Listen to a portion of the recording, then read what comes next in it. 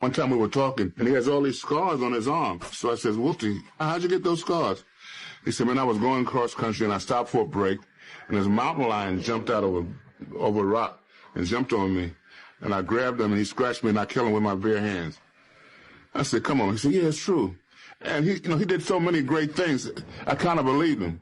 One day at the beach, everybody playing volleyball, having a great time, playing cards, having a great time. And the conversation shifts to football. And so Wilt says, I can throw the football. And everybody scoffs. Everybody goes, yeah, right.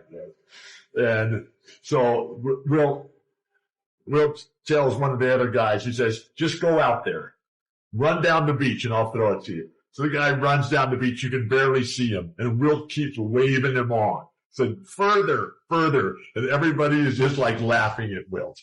Wilt steps back, one crank of the shoulder there to loosen it up, takes the football and throws it underhand over the guy's head, who's now about 90 yards down. Oh, stop. Come on now. Come on.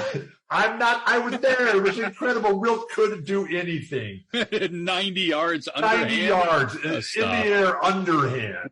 The boat couldn't come right up against the dock. It was about 3-4 feet between the boat and the dock. And Wilt stood like the Colossus of Rhodes, 1 foot on the boat, 1 foot on the dock, and lifted up each adult, fully grown adults, lifted each one like you would move cans from shelf to shelf in a pantry. Once, Wilt got upset with me and dunked the ball so hard it went through the rim with such force that it broke my toe as it hit the floor. All right, Wilt Chamberlain, surprise. You know how Shaq likes to dip his shoulder when he comes inside. Do you think he could get away with doing something like that with me? I'd knock him on his ass.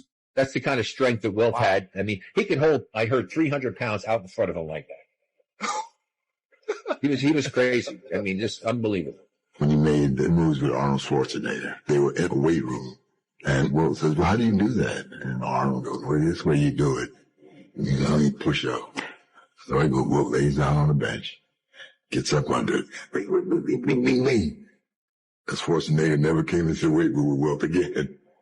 Wilt Chamberlain was another one that I met and trained with. I was a big fan of his because he came to the gym and he would do a tricep extension.